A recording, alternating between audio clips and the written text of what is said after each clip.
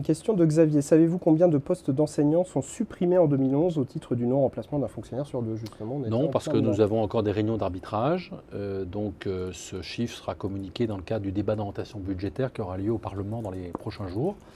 En tout état de cause, le président de la République ne va pas demander, et j'allais dire que le contexte ne peut que le conforter dans ce sens, le contexte économique, le contexte budgétaire mondial.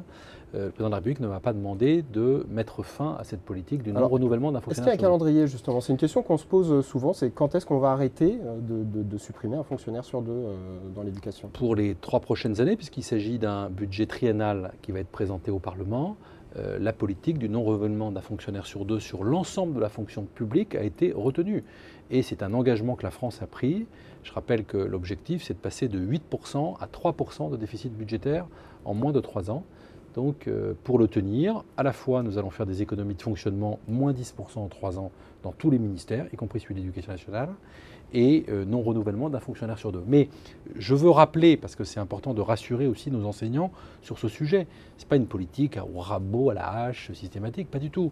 J'évoquais tout à l'heure des équipes mobiles de sécurité, mais je pourrais vous rappeler que j'ai créé par exemple cette année 100 postes nouveaux d'inspecteurs de l'éducation nationale pour le premier degré, pour la maternelle, parce que c'était nécessaire.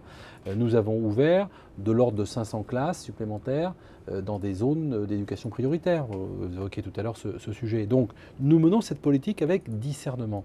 Le budget de l'éducation nationale, il restera le premier budget de l'État. Et avec environ 6,5% du produit intérieur brut, la France investit dans l'éducation. La France restera l'un des pays développés qui investit le plus dans l'éducation. Donc le sujet, comme le rapport de la Cour des comptes récent vient de le dire, le sujet n'est pas tellement le montant total qu'on investit dans l'éducation, mais c'est la façon dont on répartit les moyens. Le sujet, c'est l'efficacité du système.